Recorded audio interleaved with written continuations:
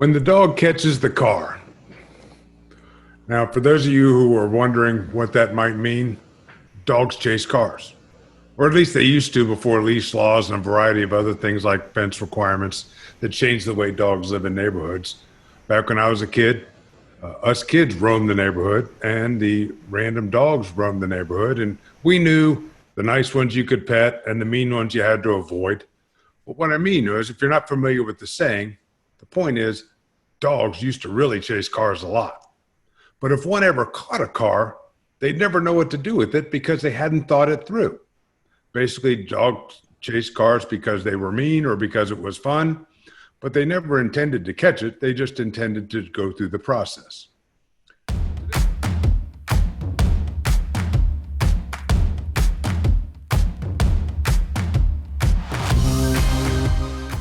Today, we're going to talk about CBL as a process, and the fourth characteristic is to be outcome focused.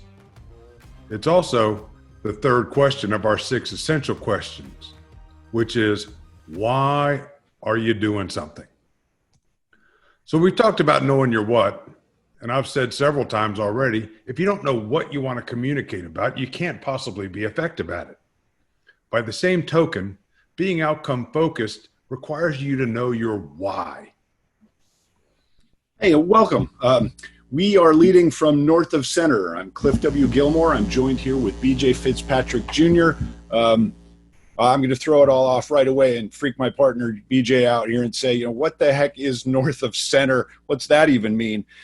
North of center describes our approach to leadership and team development, and the way we try and think things through. And what we try to do is analyze, break things down into their parts, then synthesize, let's look at those parts, see how they fit, how they interact, how they play together, and then evaluate those parts and figure out if they're working well or if you can move them around in a different way in order to make them work better. So today we're going to take a few minutes here to talk to you about what BJ was saying about the idea of goal setting. And we want to help you avoid becoming that person who goes, rah, rah, rah, rah, catches the bumper, and then you're stuck with it going, what do I do here? We're going to talk about this topic for about 15 minutes or so, and then we'll open the floor to questions from folks in the gallery. We will stick around as long as anyone needs us. You'll find a Q&A button near the bottom center of your screen. You can go ahead and open that now. You can submit questions throughout. And we will, we may very well see it and pop to that question right away. But the structure of this thing is we're going to fire hose feed for about 15 minutes, and then we're going to go to Q&A and field your questions in real time. So back to BJ. So if you thought about it for a minute, you might have figured it out. Engagement goals are always about people. I'll give you an example. You might want to bring a new computer system into your work area. How you work through the processes and attitudes to make that happen is your challenge. The goal is for your people to change their behavior and use the system as second nature. Right on, BJ. I often find that leaders will get focused on the goal being the implementation of a thing or the changing of a thing. You're building a new building, opening a new store, putting in a new computer system, something like that. But I have found that while all goals involve things, every goal involves people. So today we're going to explore 3 possible engagement outcomes, 3 ways that you can look at your goal setting through the lens of goals being about people. Before I do that, though, I'm going to introduce you to a couple of what we call vocabulary terms. These are words that we have found that we use in a slightly different way than some folks, and we use them and deliberately to help change people's mindsets as leaders and create a communication-based leadership mindset that really helps them put communication at the center of all they do, so that they can lead their teams to success in a world that operates at the speed of send. The first vocabulary term I want to roll with is the issue. And an issue is really just the thing you're engaging about, the thing that's on your mind, the thing you're worried about, the thing you're dealing with. Second vocabulary term then is the driving issue. Once you have a whole bunch of things you're worried about that are on your mind, you need to select and prioritize those driving issues, which are the ones that can directly affect your ability and your team's ability to achieve their goals. And we've got the next word here. Incidentally, issue, driving issue, that ties right to the first essential question of communication-based leadership, which is, what am I even talking about? The second question is, who am I talking with? That gets us to the vocabulary term of a public, which is one or more people who have a common interest in the given issue. And a key public, very much like a driving issue, is that next step of a public. That's when you realize there's somebody who has an interest in the issue that's a priority for you, and you get to know and understand them because their interest in that issue will directly affect your chances of success as a leader and your chances of accomplishing your goal.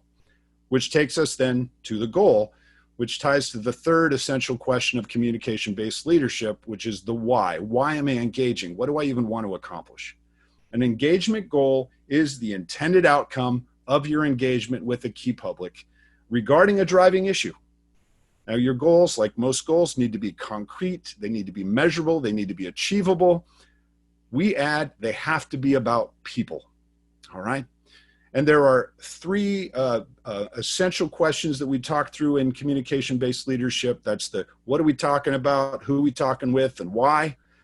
And there are three basic ways to look at framing your goals in that context.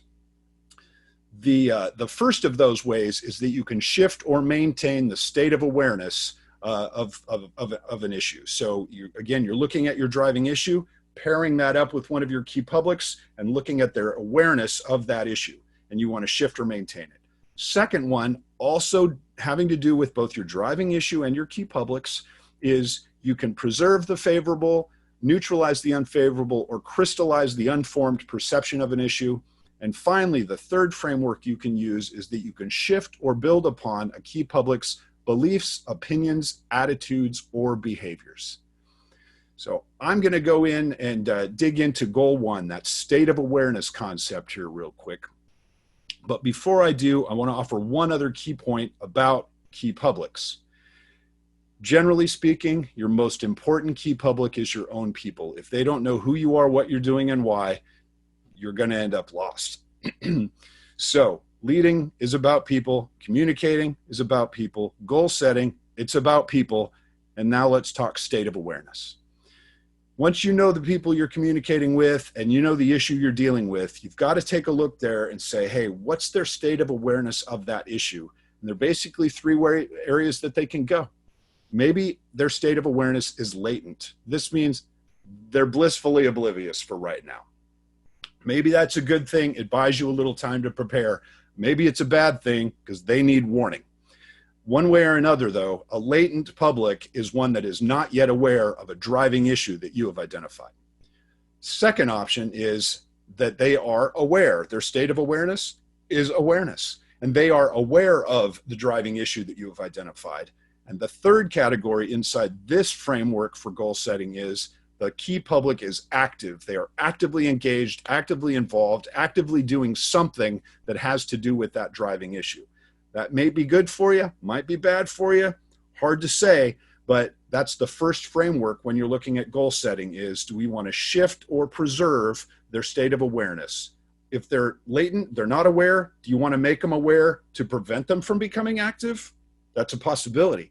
If they're already active, but maybe they're not fully informed, do you want to inform them in a way that moves them back over to the aware but out of the active area? Hard to say. That could be the situation you're dealing with.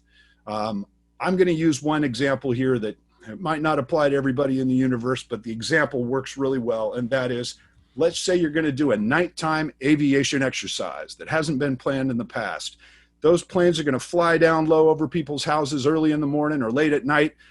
You've got to look there and say, hey, if they don't know this is happening, when are they going to become aware?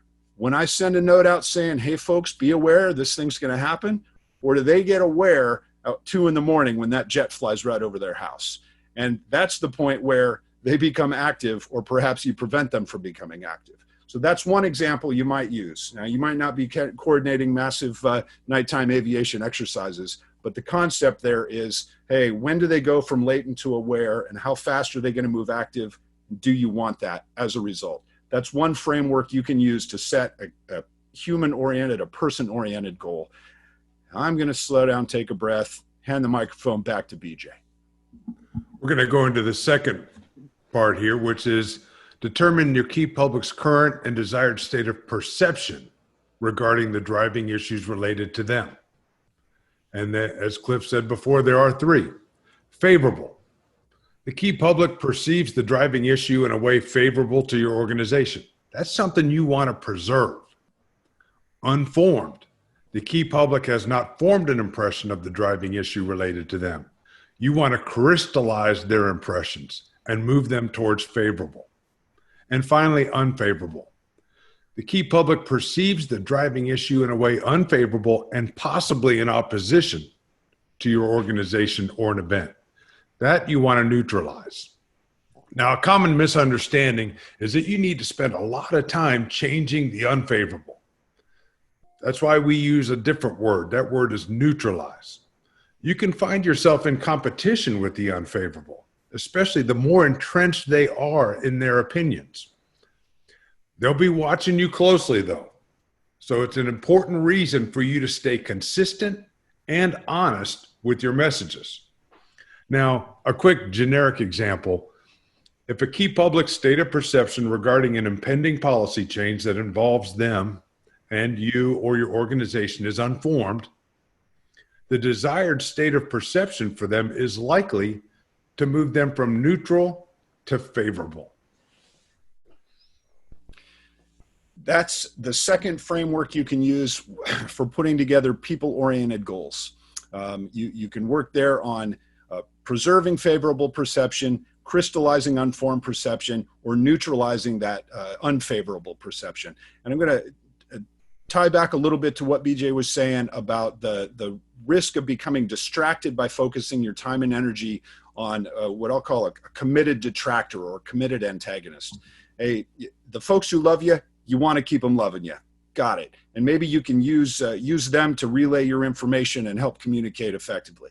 But frankly, if somebody already loves you, sometimes they're not as credible when they talk good about you.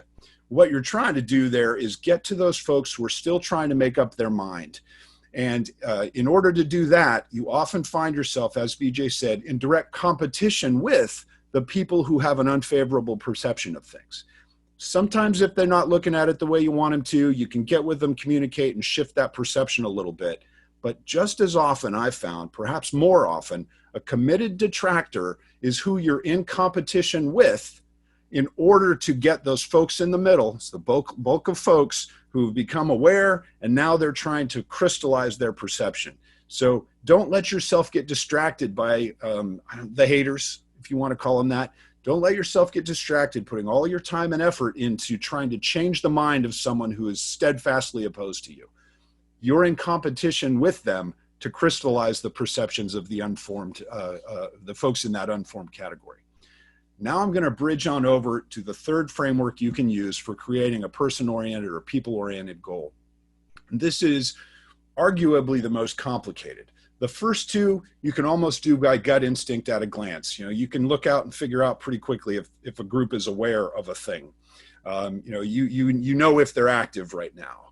You can find that information. You can go out fairly quickly and sort of get a sense of what's the general swing of favorable to unfavorable and who's out there trying to make up their mind. This third piece, though, has to do with what we call the key public's orientation on a particular key issue or driving issue. And there are four parts to that. I'm going to give them in a list that's actually going from the bottom up towards the top if you imagine them in a pyramid. So at the bottom, you have belief. That's a foundation. It's very strong. Up above that, then you have opinion. That's how people think about and express. It's their own belief. It's their own sort of manifestation of their beliefs. And up above that then is their attitude. And you begin to see that in a behavior. That's sort of their attitude about a certain thing, whether they're really aggressive and active in dealing with it, whether they're an activist person who has that attitude of I need to be involved. And that takes you to that fourth piece. The top of that pyramid is the behavior. I put it in that pyramid form to frame out the idea of orientation as a goal framework. The goal that you would have using this framework is to either shift or build upon beliefs, opinions, attitudes, or behaviors. Now, if you start from the top of that pyramid and you try and force a change in behavior, you can do it. A leader can change behavior through just constant supervision, constant nagging, constant memos. Hey, Peter, did you get the memo? That sort of thing. You can make that happen. But once you go away, that behavior is most likely going to come on back. And even more dangerous in a situation where you just go in and you force a behavioral change. If you think about that pyramid, you're compressing down, you're changing the behavior and you're forcing down, but all of those beliefs, opinions, and attitudes still exist. So once you leave, not only does that behavior return, but that pyramid springs up and the beliefs, opinions, and attitudes have most likely been reinforced. So I encourage folks to start from the bottom of that pyramid. Look for the common beliefs that you may have so that you can build on those beliefs in order to shift opinion. Look for common opinions so that then you can go ahead and engage there, build on common belief and opinion, and shift somebody's attitude about something. And then you will begin to see the behavioral change that you want to create. And you'll notice that in all three of these goal frameworks, behavior is one of those things that you're focused on. That's where you're headed when it comes to an outcome. You may want someone to not do something, or you may want someone to do something, but at its heart, leadership is about one of those two things. You're getting people together and you're rallying them towards a common outcome. And that outcome ultimately is a behavior of some sort. So we have a summary of that going on, and I'm going to go ahead and let BJ recap it really quick. And we talked fast for about 16 minutes. We're right on the mark. BJ is going to provide an overview of what we just talked about. We had a couple folks just drop in, so that recap will help. And then we'll do what we do every time. We'll switch to an open Q&R, question and response session, and we'll just field your questions for as long or as short as anybody wants. BJ? So to recap, today we talked about having an engagement goal for your communication efforts. We broke them down 3 ways to analyze your key publics, and they are: shift or preserve a state of awareness, preserve favorable, neutralize unfavorable, and crystallize unformed perceptions, and shift or build upon beliefs, opinions, attitudes, and behaviors. And that's that wraps it up today, Cliff. That's really quick wrap up of what we talked about. That's a concise summary. What I'll offer, one last piece of information when you're not supposed to provide new information once you've done a wrap up. All the books say so. But you would actually work through these models, these frameworks for goal setting, and write those out as a goal statement. And you can use 1, 2, or all 3 of those and blend them all together, because you'll see some overlap. They all involve behaviors, for example. So you might very well use all 3 to say, hey, we've identified our key public, we've identified our driving issue, and now we understand where we have some common beliefs and opinions, and we want to get to work shifting the attitude to create the behavior we want. And in order to do that, we need to shift someone or a key public from their latent state of awareness all the way over into aware, and ideally into active, where we want to get the behavior out of them that we want. And at the same time, you'll be looking across the spectrum and saying, some of those folks, once they become aware, are going to be all for it. Some are going to be actively opposed, and some of them are going to be looking at you like, well, I don't know, I'm just still trying to make up my mind. So you can literally write a goal statement that includes 1, 2, or all 3 of those, and build that in so that now you have a statement of goal that's about an outcome that's related to people. I was talking fast. We've got, I think, 3 folks in the room. That's a pretty good crowd for a one-on-one 15-minute seminar. We're going to do this, and we need to do it better than we did Wednesday. It's all blending together now, gang. We need to do better because I looked through last Wednesday's webinar, Leading from North of Center, and what I saw was that at least twice I said, we're going to take a breath, and then we just kept talking. So we are just going to take a 5 count here and see if anybody puts any questions in. If you do, terrific, we'll field them. If you don't, we'll sign off and say farewell. I do see a note up there from April saying she calls the people in the middle, the fence sitters.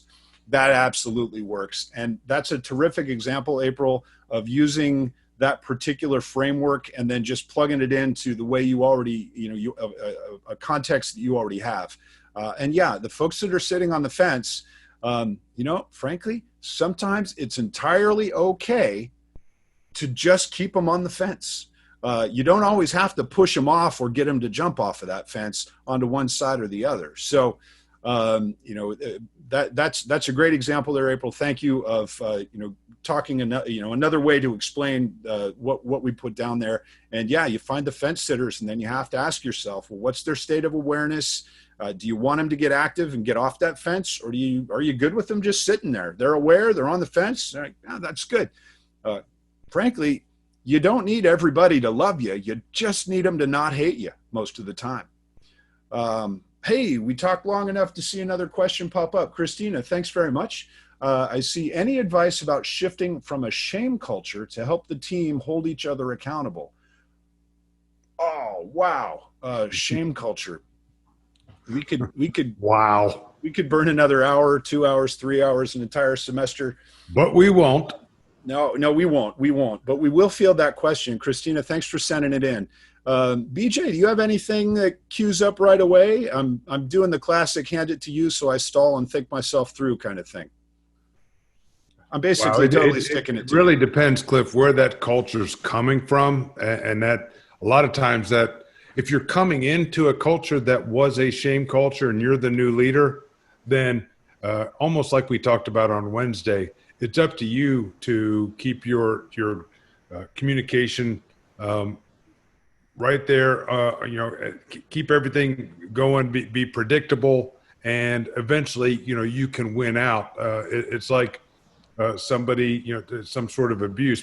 People get used to ducking before they can answer a question, and they will get used to you and have a actually positive reinforcement culture. Now, the hard part is if you enter an organization where that culture comes from above and you have to lead up, and that becomes massively difficult depending on the nature of that leader. Usually those leaders are they tend to be overbearing and don't listen to negative feedback and those kind of things. And that becomes a real difficult situation, Cliff.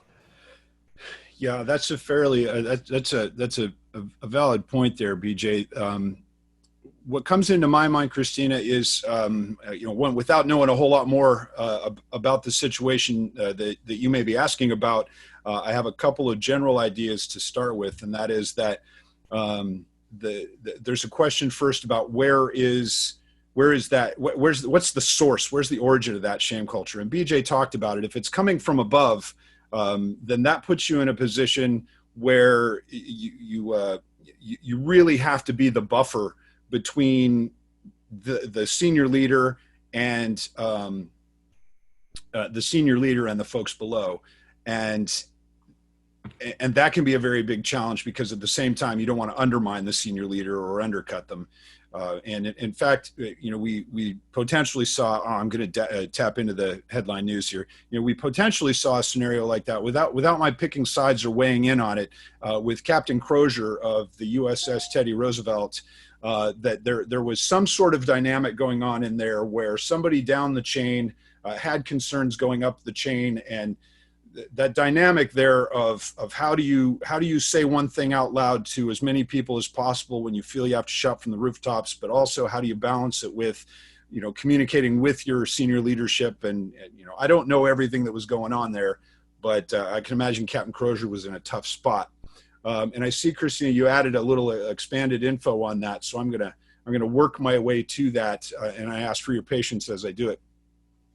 So I said one of it is you could be the leader and it's coming from the top and you have to buffer it. The other could, of course, be that it existed in the team you are now leading and you've been brought in to fix it. That approach is a little bit different. I'll share a couple thoughts of that. And then the final one is that it's happening across the organization and you're trying to buffer your own team from it when you look to the left and to the right. In those last two situations, if you're the leader who's been called in to fix it, or has the opportunity to change the culture within your own team, or if you're a leader who is in a bigger organization where that shame culture kind of goes on, then in both cases, I generally try, and I've been in those cases, I generally try to, as I said, Wednesday, start with just check my own principles again, get fresh on those, make sure that I'm working according to the principles that I have in place for myself, and then share those with my team members and then demonstrate them regularly. But I see in this question, Christina followed up, said it's more that they don't want to shame each other or inconvenience each other by having their teams redo poor, I'm going to guess the work there is redo poor work or redo poor something or other. That's actually a really fascinating twist on that question, and it takes it in a slightly different direction. I'll close with the topic of if you're leading in an environment where people are actively, it's a negative, they are shaming each other. First thing to keep in mind is it's going to be a long change process. Second one is it's going to start with the leaders, and it's going to start with demonstrating. And the main thing those leaders can demonstrate is that they will not tolerate the shaming in the negative side of it, a culture of shame. And also then that they will actively demonstrate how to lift people up. If somebody stumbles and falls, they'll demonstrate how that failing or that shortfall can be a learning opportunity.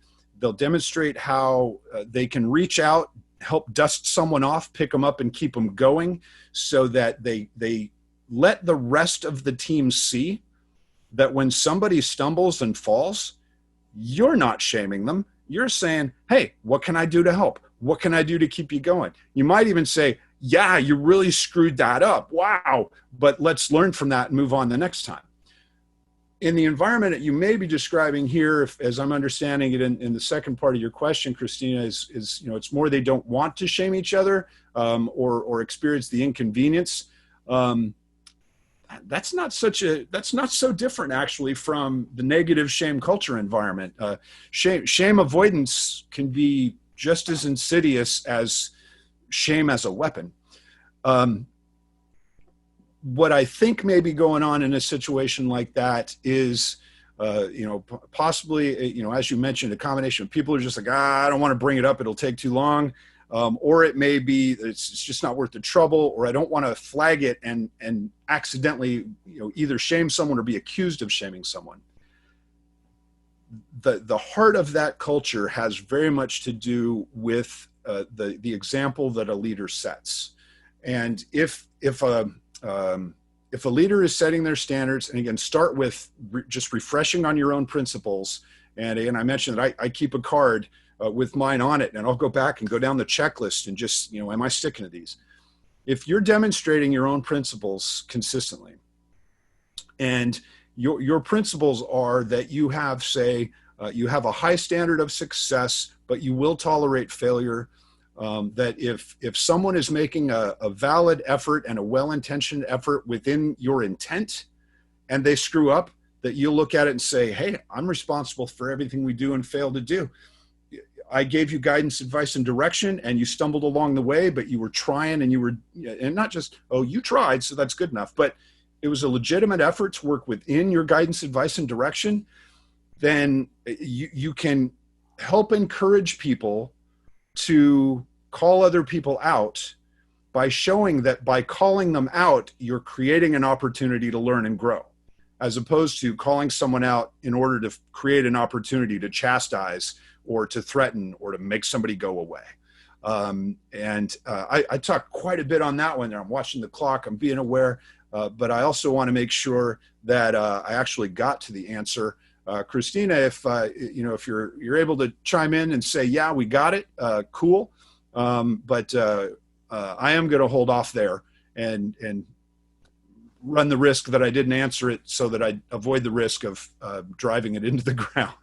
I appreciate the questions, and as always, happy to take a direct question from any of the folks in the audience here at reachnoc@northofcenter.com. That's reachnoc@northofcenter.com. And more than happy to give an hour or so to anybody who might have some questions where we could just talk one-on-one in the privacy of that phone call, and I could learn a little bit more and provide a little more specific guidance, and not just talk my answer. I'm no genius, but experienced a lot of things, read a lot of things, and it could also help just point to some quick reading resources, some longer reading resources, or even some people and professionals who are better in a certain area than I am, and which is, a lot of folks to help out. So I'm still rambling after I said I was going to tie it off. We're going to take another couple breaths, see if any other questions pop into the queue. BJ, I'm not missing any of them, I think. Am I? I haven't left anybody hanging. April said great questions, and Christina said got it, thanks. Got it, cool. Oh, there we are. Christina, I apologize. I was talking and had not even my screen was small. I hadn't scrolled down to see that you gave me the got it. No, I do appreciate that. And I see it was only about a minute ago, so I didn't talk too long after not listening to you. My apologies. BJ, I think if we don't have any others, April, you're welcome. Thank you for joining us. And that does, in fact, take us to wrapping this thing up. BJ's got a couple notes for you to basically try and, coax you into our website to find the tools that we have, which, by the way, are free. Come to our tools, learn more about communication-based leadership. BJ, take it away. Well, I would say, Cliff, we were on here longer than we intended, but for the exact reason we'd love to be here longer. How about that? We don't want to talk at you for any more than 15 minutes, but we will stay here for as long as you want to engage. So thank you very much for that. Hey, we'd like you to visit our website, www.northofcenter.com. It is getting better every single day. There's some awesome things in there. There's a growing list of free resources, including these videos, our Knock Talk podcast, our Hard Knocks blog, and downloadable tools. In the resources tab, you'll see the CBL planning guide in there. That's where you can develop what we talked about today in a lot more detail. You can actually run your team through that. You can run a process for yourself. It's a great guide, and that's where that is. You can also find it in our blog regarding this subject. A people-oriented approach to goal setting is what it's called. When you go to our blog section, select deliberate planning in the sort tab. You can also, as Cliff said, reach us directly by email at reachnock@northofcenter.com. That's reach, N-O-C, @northofcenter.com. And that's a wrap for today, gang. As always, thank you very much for investing your time with us here at North of Center. We hope you enjoyed the discussion, found it valuable. If you did, please keep tuning in. If you didn't, reach out to us anyway and let us know so that we can improve. We do go live at noon Pacific every Wednesday and Friday for the foreseeable future. By the end of today, we'll actually have a registration page right there on the website under the resources tab where you can pull it down, look at the titles and a brief summary of what's coming, and sign up for specific events as you go. We do encourage you to pass the word if you're finding what we're doing here valuable and useful. Our purpose is to help leaders become the kind of leaders they would want to follow, and frankly, to help followers become the kind of followers they would want to lead. And we want to share our time and experience with you. Thanks very much for joining us. If we can be of any help to you in your effort to be the leader you want to be, don't hesitate to give us a call. And finally, from our family here at North of Center to yours, we are all leaders in one way, particularly during these trying times.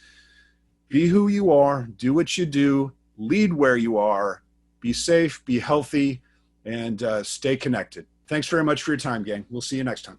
Thank you. We'll see you later.